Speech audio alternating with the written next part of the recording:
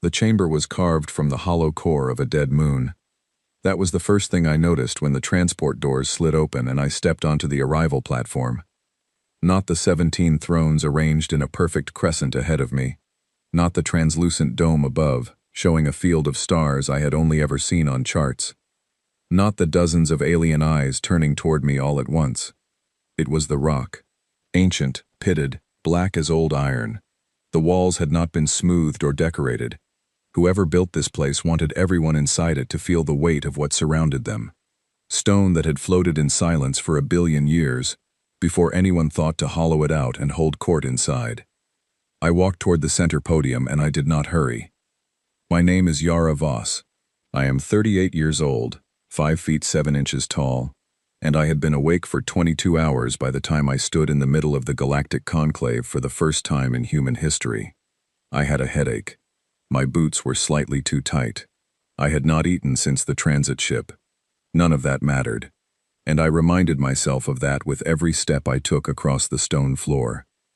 The sound of my footsteps echoed, actual echoes, which meant the chamber had been designed for silence, for the kind of silence that makes every sound feel like a statement. I understood that. It was not so different from walking into a courtroom back on Earth, where the architecture itself is a form of pressure, where everything about the space says, "You are small here, and we are watching." I was small here. I was also the only human being in a room of 53 alien delegates representing 17 known species, and I was there because something had happened 6 months ago that no one in this chamber could explain without my help. Grand Arbiter Sekthal of the Vorathi Dominion spoke first. I had read his file on the transit. He was approximately 400 years old by human reckoning, which among the Vorathi made him middle-aged. His form was tall and angular, draped in a garment that shifted color slowly, like oil on water. His voice, when the translation system delivered it into my earpiece, was low and perfectly even, the kind of voice that has never needed to raise itself to be obeyed. "Human," he said, "you are here at the request of this council to provide an account of events that occurred in your solar system 6 months prior to this session. 17 vessels belonging to the Kreth Collective entered your system under the authority of a lawful integration order. They have not returned. Their communications ceased within 11 hours of arrival. You will explain this." He did not say please. I had not expected him to. I looked at him for a moment. Then I looked slowly around the room, taking in each delegation in turn. The Sulanics cluster to my left, their bodies a shifting mass of connected nodes that voted as a single unit. The Pellucid, translucent and perfectly still, 3 of them standing like glass sculptures behind their carved podium. The Kethvari, whom I almost missed because they were small and seated in the back row, their clicking language already moving through a translator, even though no one had addressed them. I looked at all of them the way my grandmother used to look at a room before she spoke in it, taking its measure, deciding what it deserved. Then I pulled out the chair at the center podium. Nobody had told me there was a chair. Nobody had told me I was allowed to sit. I sat down anyway. I set my hands flat on the table and looked at Arbiter Sekthal with the clearest expression I could manage. Not hostility, not submission, not anything he had probably seen from a new species before. "I will explain," I said, "but I need you to understand something first. Because without this piece, none of the rest of it will make sense to you." I paused, not for drama, because I was genuinely trying to figure out where to begin with people who had never met us, never studied us, never done anything except receive a very alarming report 6 months ago about a fleet that went somewhere and did not come back. "You assumed," I said, "that when the Kreth Collective sent 17 ships to our solar system, we would not be ready for them. I want to understand why you assumed that. Because it matters. You knew we existed. You knew we had developed interstellar communication. You knew our planet had nations, governments, a history of internal disagreement. And from that, you concluded we were unprepared.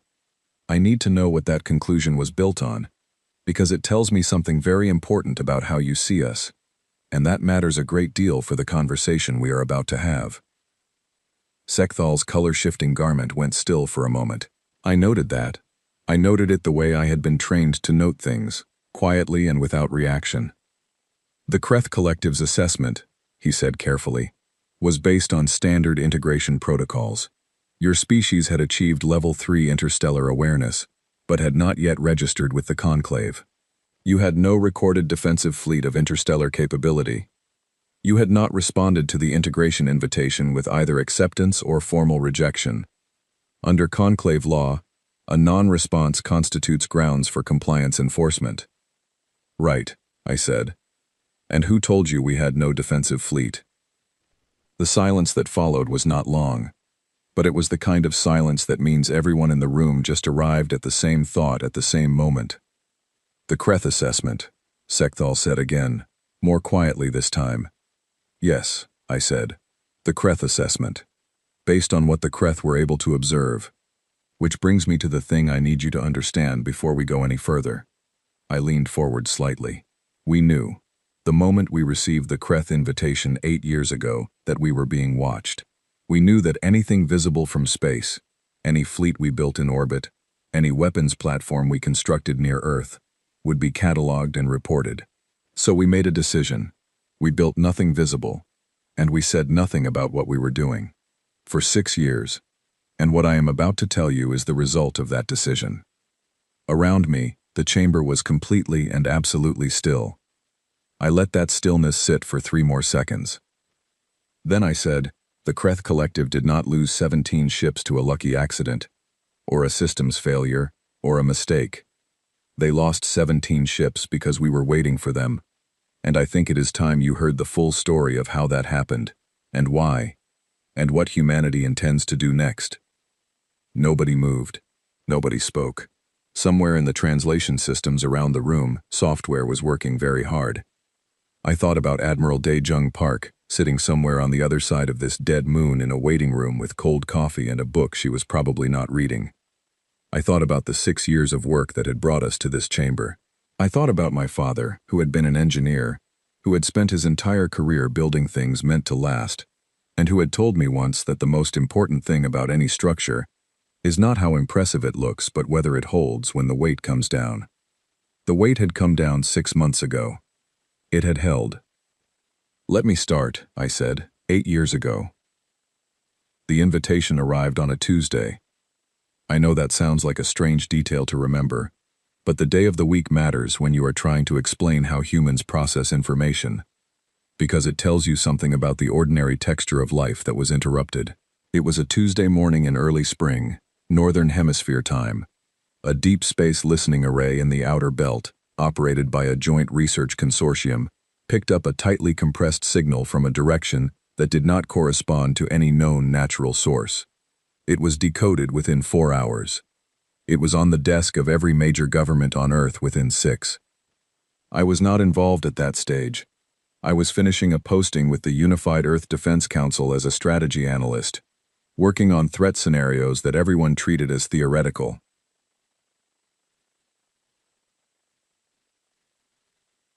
I remember reading the summary document late that Tuesday evening and feeling something I can only describe as a very cold clarity. Not fear. Fear is reactive, loud, immediate. This was something quieter. The feeling of watching a probability that everyone had pretended was low become suddenly, undeniably real. The message from the Kreth Collective was written in what their systems apparently believed was a welcoming format. They introduced themselves. They described the Galactic Conclave and its membership benefits. They listed what they called integration requirements, which included the surrender of independent military authority, the opening of Earth's resource surveys to Conclave auditors, and the adoption of a governance framework that would align Earth's decision-making with Conclave standards within 15 years. At the end, almost as an afterthought, they noted that a response was expected within 3 years, and that failure to respond would be interpreted as acceptance of the process by default. That last sentence was what told us everything we needed to know. I presented my analysis to the Defense Council 3 days later. My conclusion was simple. This was not an invitation. It was a timeline. The Kreth Collective, acting as the Conclave's enforcement arm, had given us 3 years to accept, after which they would consider the matter settled regardless of what we said. The actual integration, meaning the arrival of ships and personnel to begin implementing conclave authority, would follow as a formality. We were not being asked. We were being processed. The room was quiet after I finished. General Owen Hartley, who had commanded Earth's combined defense forces for 9 years, and who had the kind of face that looked as if it had been carved from patience, asked me one question. How long do we have before they come? Assuming they come. I told him my estimate was 6 to 8 years, long enough for them to receive our non-response, classify it, decide on a fleet composition, and travel to us. Maybe a bit more if there were political delays within the collective. Maybe a bit less if they were efficient. He nodded once. Then he asked the room what we intended to do with that time. That conversation lasted 11 hours. I was there for all of it. By the end, we had the beginning of what would eventually be called Operation Quiet Sky, a program that did not officially exist, that was not recorded in any document accessible to open networks, and that consumed more engineering talent, more funding shifted through quiet budget lines, and more careful, patient, disciplined secrecy than anything Earth had ever attempted in its history. The core idea was straightforward. We could not build a visible defense. Anything in orbit or near Earth would be detected and reported back to the Kreth before their fleet ever left home. So we would not build near Earth. We would build in the asteroid belt between Mars and Jupiter, deep inside the rock and ice, in spaces where no external observer could distinguish a construction facility from a natural formation. We would use no open communications. We would rotate personnel on dark transit ships that ran with no active emissions. We would take our time, do it right, and be ready when the moment came. The moment we were building toward was not a war. I want to be clear about that, because I think the conclave may have concluded otherwise, and they would be wrong. We were not preparing to take anything from anyone. We were preparing to still be ourselves when someone came to take that from us. There is a difference, and it is not a small one.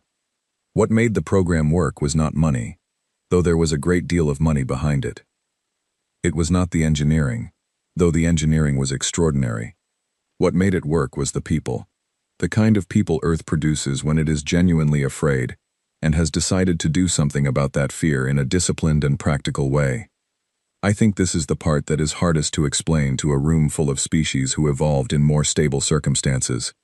Humanity spent most of its history in conflict with itself, not because we were uniquely cruel, but because we were adaptable, and competition was for a very long time the primary engine of our development.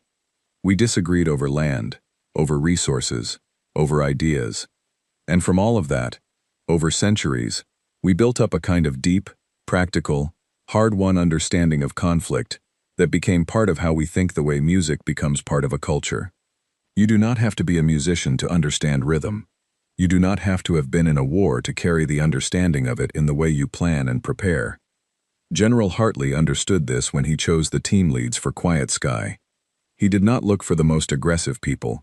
He looked for the most patient ones, the ones who could work for years toward a goal without external validation, without knowing if it would matter, without the comfort of being able to talk about what they were doing. The engineers who worked in the belt for 3, 4, 5 years on rotation knew what they were building and why. They went anyway. They were quiet about it. And they were good. Caroline Webb ran the primary construction teams from year 2 through year 5.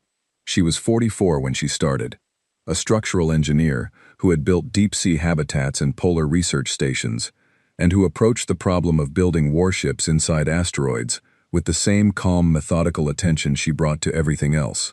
She never raised her voice. She solved problems by taking them apart into pieces small enough to hold in one hand, addressing each piece, and then assembling the solution. The ships she built were the result of 600 people working in cold and darkness for years, and they were extraordinary. Peter Lane ran propulsion. He was 30 years old when he was recruited, the youngest lead on the project, chosen because his research on low-emission drive systems had produced a propulsion architecture that could move a large ship with a thermal signature, small enough to be indistinguishable from natural rock temperature variation. The Kreth, when they came, would be looking for engine heat. They would find nothing. There were hundreds of others: weapons designers, navigation specialists, medical teams, logistics coordinators who managed the supply chain without leaving a trail that anyone observing from outside could follow. Each of them knew they were doing something important. None of them knew exactly how it would end. What they built, over 6 years, was a fleet, not enormous by interstellar standards, but it was enough.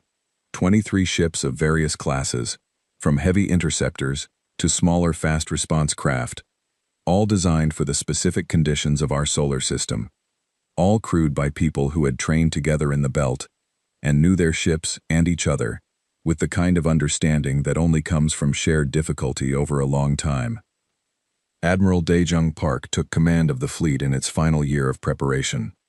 She was 61 years old. She had commanded forces in 3 different regional conflicts before the Unified Earth Defense Council was formed, and she had been living with the Quiet Sky project in an advisory capacity since year 3. When she stepped onto the bridge of the lead ship for the first time, the crew chief told me later that she looked at every corner of that bridge for about 30 seconds without saying anything, then turned to the crew and said, "Good.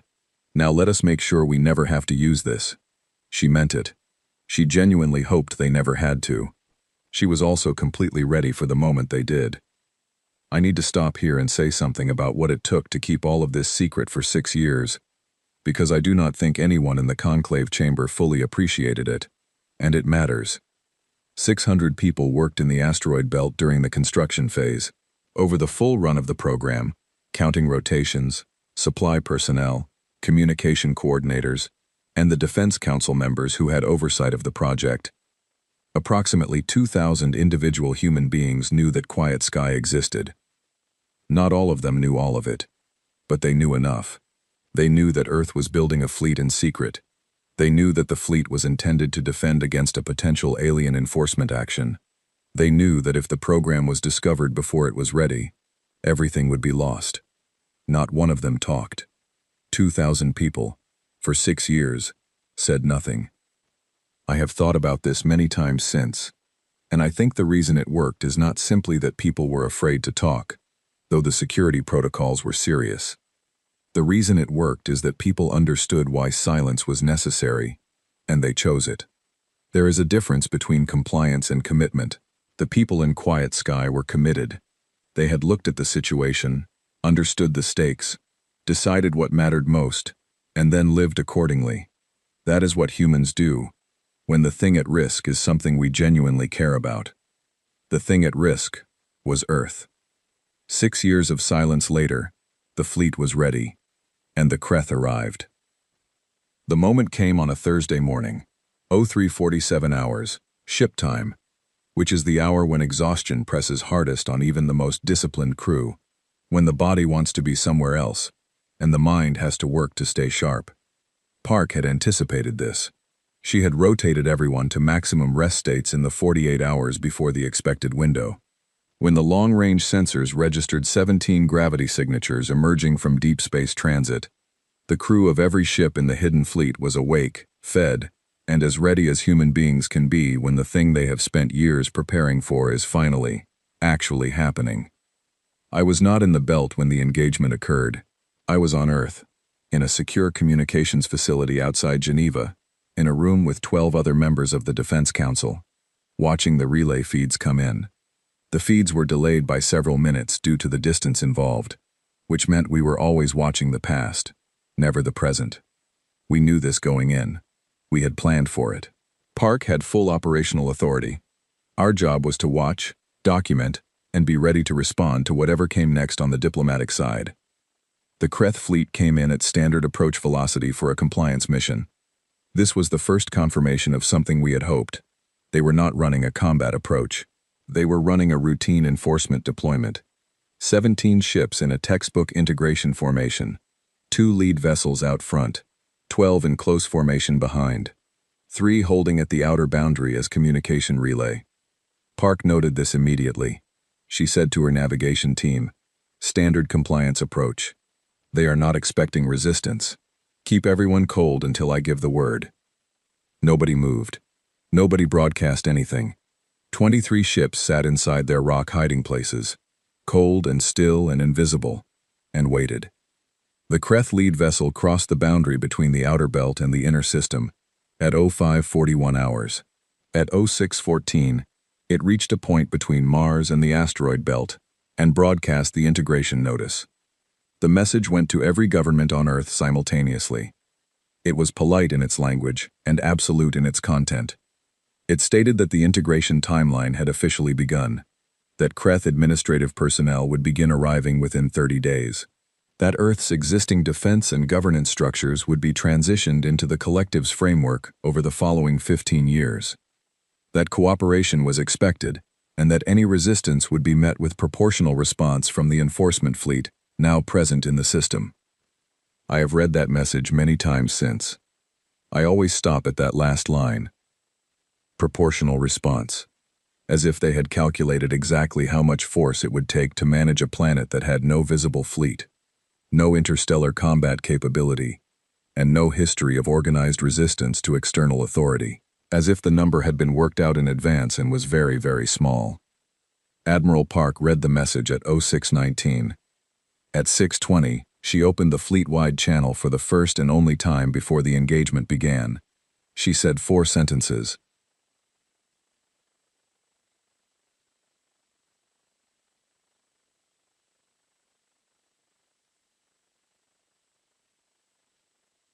I have them memorized. They are in range. They are not expecting us. We have done everything right. And this is what it was for. On my mark. A 4-second pause. Mark. From 23 positions inside the asteroid belt, the entire hidden fleet fired simultaneously. The first salvo had been designed for the lead formation. Caroline Webb's engineers and Peter Lena's propulsion team had spent 18 months on the targeting architecture, a system that could coordinate fire from ships separated by thousands of kilometers and deliver simultaneous impacts with a margin of error small enough to ensure that no target had time to respond to the first hit before the second arrived. The Kreth lead ships were large, well-armored, and crewed by people who believed they were on a routine mission. Their point defense systems were in standby mode. There was nothing to scan for. The first 3 ships were disabled in under 8 seconds. What followed was not clean or orderly. It was fast and complicated and loud in the way that all real engagements are. Because no matter how precisely you plan, the moment it starts, circumstances shift, and the people involved have to think faster than any plan, and trust their preparation, and hold their positions when everything around them is moving. Park's fleet did all 3. The Kreth formation scattered, tried to regroup, tried to raise defenses, tried to communicate back to the relay ships at the boundary. Earth ships moved out of the belt for the first time, using the cover of the remaining rock and their low-emission drives to close distance before the Kreth could fully track their positions. It was over in 41 minutes. 14 Kreth ships were disabled, not destroyed. That distinction was deliberate, planned before the engagement began, written into Park's standing orders for every ship captain in the fleet. Disable. Do not destroy where it can be avoided. The reasoning was simple, and it was entirely Park's own. We were not at war with the Kreth Collective. We were ending an unauthorized incursion into our sovereign space. Those are different things, and the difference should be legible in what we chose to do when we had the choice. The Kreth crews inside the 14 disabled ships were alive and unharmed. Earth's boarding teams reached them in the hour following the engagement and found personnel in various states of shock, none of them injured by anything other than the disorientation of a situation they had not expected and could not yet fully process. They were provided with medical attention, water, food, and translation support. They were kept in their own ships, which Earth's engineers assessed and stabilized so that life support would remain functional indefinitely. They were treated, in every practical sense, as people in an unwanted situation, rather than as captured opponents. 3 ships at the outer boundary had watched everything from their relay positions. Park gave one instruction about them, delivered through her bridge crew to the edge coverage team at the boundary. Let them go. Make sure they saw everything before they run. They had. The relay ships had been close enough to observe the full engagement from beginning to end. Their sensor records would show every detail. the source of the first fire, the sequence of events, the choice to disable rather than destroy, the presence of boarding teams rather than continued bombardment. Those records went home with the 3 ships. Every decision Park had made was visible in them. She intended that. 2 weeks after the engagement, a Kreth diplomatic representative contacted Earth's communication network. The message was brief, a request for clarification of Earth's intentions, phrased with considerably more care than the original integration notice had been. Park drafted the response herself. In consultation with the Defense Council, it was 3 paragraphs. The first explained that Earth had acted in defense of its sovereignty against an unauthorized military incursion, and that the action had been proportional to the threat presented. The second expressed that Earth bore no ongoing hostility toward the Kreth collective, and wished to establish peaceful relations on terms of mutual respect. The third paragraph stated that Earth would return the crews of the 14 disabled ships at a mutually agreed handover point, in the same condition in which they had been found, and that Earth hoped this gesture would demonstrate clearly what Earth was, and what it intended to remain. At the end of the third paragraph, after all of that, Park had added one more sentence. She wrote it herself and told the council she wanted it to stay. The sentence said, "We hope this is the beginning of a long and productive relationship between Earth and the wider community of civilizations. We have a great deal to offer, and we have learned, at considerable cost over a long history, how to be good neighbors, but only when our neighbors treat us as equals." The handover happened at a neutral point in the outer system. Every Kreth crew member who had been held on a disabled ship was transferred to a Kreth vessel, unharmed, with a physical copy of Park's letter. The disabled ships themselves were returned as well, minus their weapons systems, which Earth retained as what the Defense Council's legal team classified as evidence of the incursion. 2 months later, the summons from the Galactic Conclave arrived. I had been talking for a long time by the point I reached the handover. The chamber was as still as it had been when I sat down, which told me something about the attention span of alien delegates when the subject matter is sufficiently unusual. Arbiter Sekthal had not moved in a considerable while. His garment was still again. The shifting had stopped. I had come to understand, over the course of my account, that the stillness meant he was concentrating. The shifting was idle behavior. When something demanded his full attention, everything else stopped. "You built a fleet," he said, "without our knowledge." "Without anyone's knowledge," I agreed. "That was the point. And you defeated 17 Kreth enforcement vessels, disabled 14, allowed 3 to leave, and returned the crews, unharmed, with a letter." A pause. "You sent them a letter." Admiral Park wrote it. She felt it was important to communicate clearly that we had no interest in further conflict. The letter said as much. It also included a brief explanation of our reasoning, in case anyone in the Kreth government wanted to understand what had happened from our perspective, rather than simply experiencing it as an outcome. The Sulinix cluster to my left made a sound that the translator rendered as something between confusion and distress. Several of the nodes that composed their collective body were moving in patterns I did not know how to read, but the overall impression was of an entity trying to fit information into categories that had not been designed to hold it. The pellucid delegate, who had not moved or spoken since I sat down, said something that the translator took a moment longer than usual to process. When it came through, the words were, "You chose to return them. This was not a strategic calculation. You chose it because of what you believe." It was not quite a question. I answered it anyway. "Yes," I said. "We believe that the way you end something matters as much as the way you begin it. We did not want war with the Kreth. We still do not. What we wanted was for them, and for everyone, to understand that the choice they made in sending that fleet was built on a mistake. Not a military mistake. An assumption.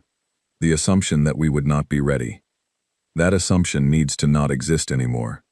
Not for the Kreth. Not for anyone."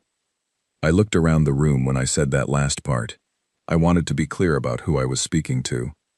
The silence that followed was different from the ones before it. The earlier silences had been stunned. This one had a quality of active thought to it, of a room full of very capable beings working through implications that were not comfortable, arriving at conclusions that required adjustment. Arbiter Sekthal spoke again. The Conclave has a framework for unauthorized fleet construction.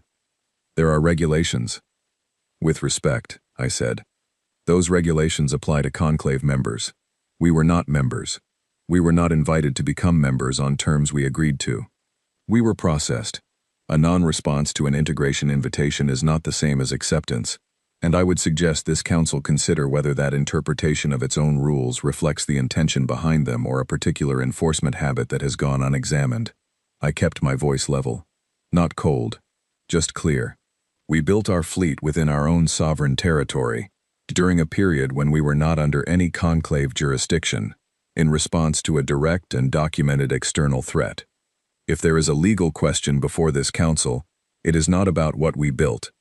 It is about whether the integration order issued to us by the Kreth Collective was consistent with conclave law. This time the silence was very long. I watched Sekthal. I watched the other delegates. I watched the Kethvari in the back row, the small, quiet species whose clicking translator had been running steadily since the session began. The one seated at the center of their delegation was looking at me with an expression I could not fully interpret, but it did not look like hostility. It looked, if I had to name it, like recognition. I filed that observation away and waited. Eventually, Sekthal asked the question I had been preparing for since before I boarded the transit ship 3 weeks ago. What does humanity want from this council? I had been ready for it. I had prepared in the way you prepare for anything that matters. Not by scripting every word, but by knowing what you actually believe well enough that the words come naturally when the moment arrives. We want the same thing we have always wanted, I said. To be left alone to develop at our own pace, make our own decisions, and determine our own future. We want our sovereignty recognized by this conclave formally and permanently. We want a guarantee that no fleet from any conclave member species will enter our solar system without a formal invitation from Earth's government. And in return, I paused here, because I wanted this to land clearly. We are prepared to join the conclave as full members, on terms that preserve those conditions. We are prepared to trade, to share what we know, to participate in collective decisions where our participation is relevant. We are prepared, under the right framework, to discuss collective security, because we understand that stability benefits everyone, including us. You are prepared to join, Sekthal said slowly, but only on your terms. We are prepared to negotiate terms, I said. That is different from demanding them, but yes, there are conditions that are not open for negotiation. Our sovereignty is one. Our right to maintain an independent defense capability is another. We will not disarm. We will not submit to an integration process that we did not agree to. We will not accept a governance overlay that overrides our own institutions. On every other matter, we are genuinely open to discussion and willing to find workable agreements. A pause. Then, from the back of the room, the Kethvari delegate spoke. The translator took a moment, and the voice that came through was precise and very quiet. 41 years ago, the Kreth Collective sent a fleet to our system. We did not have what you had. We answered the invitation with a counter-proposal, asking for more time to consider the terms. They interpreted that as resistance. We had no preparation. We had nothing. The delegate paused. We have been members of this conclave for 38 years. Our integration was complete before anyone here raised a question about whether the process that produced it was consistent with conclave law. The chamber was completely still. I looked at the Kethvari delegate. They looked back at me. I am sorry, I said, and I meant it with all of it. The delegate made a small movement that the translation system did not try to render. Then they said, "Do not be sorry. Be what you are. We only wish we had been." 2 more delegations spoke after that. Both were small species, both with histories I did not know well enough, but would work to understand in the weeks that followed. Both said things that were careful and quiet, and pointed in the same direction as what the Kethvari had said. The room had shifted. I could feel it the way you feel a change in air pressure before weather arrives, not yet visible, but already real and moving toward you. Sekthal called a recess before the formal vote. 2 hours. I spent those 2 hours in a small side room where cold tea had been left for me. I sat with my thoughts, and with a copy of Park's letter, which I had carried in my bag since leaving Earth. I read it again, not because I had forgotten the words, but because I needed to feel the weight of them in that particular moment, in that particular room. 3 paragraphs, and the final sentence at the end, the one she had insisted on including, about being good neighbors, but only to neighbors who treated us as equals. I folded the letter, put it back, and drank the cold tea, and waited. When the session resumed, the vote on Earth's application for conclave membership, with the conditions I had stated, formalized in a preliminary framework that the Council's legal staff had drafted during the recess, passed 14-3. The Vorathi Dominion's allied blocs abstained, citing a need for more time to review the specifics. They were not opposed. They were careful. That was fine. Careful was something I understood. Sekthal himself voted in favor. I noticed that. After the vote, delegates came in small groups. The Pellucid stood in front of me for nearly a full minute without speaking, which I had come to understand was their form of acknowledgement. The Kethvari delegate shook my hand. They had clearly researched the gesture, and said 3 words in translated output. Good. Now stay. I told them we intended to. The transport back to the waiting ship took 40 minutes. I looked out the window at the dead moon getting smaller, at the stars beyond it, at the particular shade of black that space has when you are far from any sun. I thought about Earth, which I would not see again for another 3 weeks. I thought about Caroline Webb and her 2-word message when the fleet was commissioned. It held, as if she knew exactly what the whole thing was, reduced to what was essential. I thought about the Kethvari delegate, about 41 years ago, about having nothing when the moment came. We had not always had something either. For most of our history, we were the ones with nothing but each other and the slow accumulation of understanding that comes from surviving your own worst decisions enough times that you start to learn from them. That understanding was painful to carry. It had cost us a great deal, but when the moment came, it had been exactly what we needed. The transport docked. I stood, stretched, and someone handed me a real cup of hot coffee. I held it with both hands and let the warmth come through. We were going home. For the first time in 8 years, home felt safe. Not because the threat was gone, not because the universe had changed, but because we had stopped being invisible to it. And the thing about becoming visible, about being finally, clearly, undeniably seen as what you actually are, is that once it happens, it cannot unhappen. The Conclave knew what Earth was now. The Kreth Collective knew. The 3 relay ships that had watched everything and carried the record home had made certain of that. We were patient. We were prepared. We would defend ourselves when we had to, and stop when we chose to, and write letters afterward, and mean every word of them. We were here. And we were staying. And the next civilization that wanted to understand us would need to begin from that fact rather than from whatever comfortable assumption had led 17 ships into our system believing they would not need to fight their way back out. I finished the coffee. I found a seat by the viewport. The dead moon fell behind us, and the stars came back in their full number, and I watched them with the feeling of someone who has been somewhere important and is only now beginning to understand all the ways in which it was. There would be more sessions, more negotiations, more careful, patient conversations. In rooms that smelled of ozone and old stone, there would be trade discussions and security framework talks, and long debates about what collective membership actually meant when one of the members had spent 6 years building a secret fleet inside an asteroid belt. There would be complicated days, but the first day was done, and the first day was the one that mattered most, because it was the one where the world found out what we were. Not what they had assumed, not what they had been told, but what we actually were. A species with a long and complicated history, and a deep and genuine preference for peace, and the demonstrated willingness and capability to protect that preference when someone decided to test it. Arbiter Sekthal had said something to me just before I left the chamber. He said it quietly, after the delegations had mostly dispersed, while his staff was gathering the session's documentation.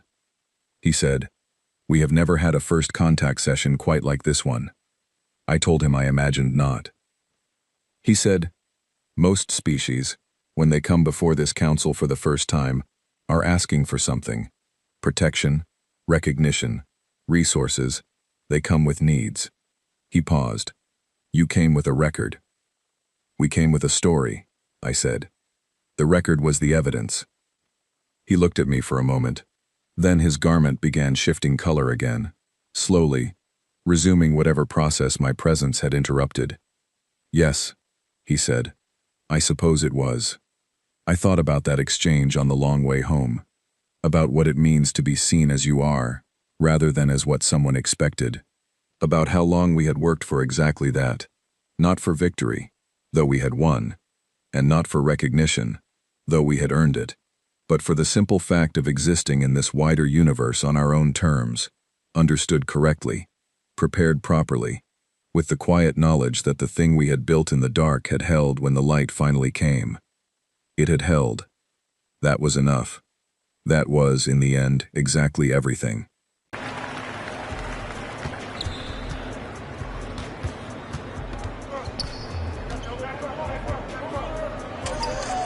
How is he? Bro, this is not good. Got me.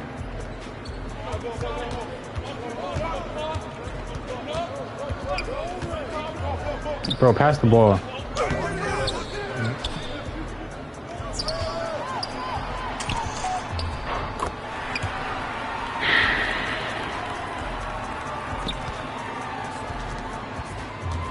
Left corner.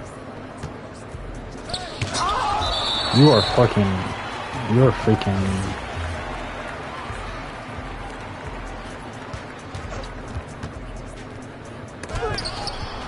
Bro, stop passing him the ball.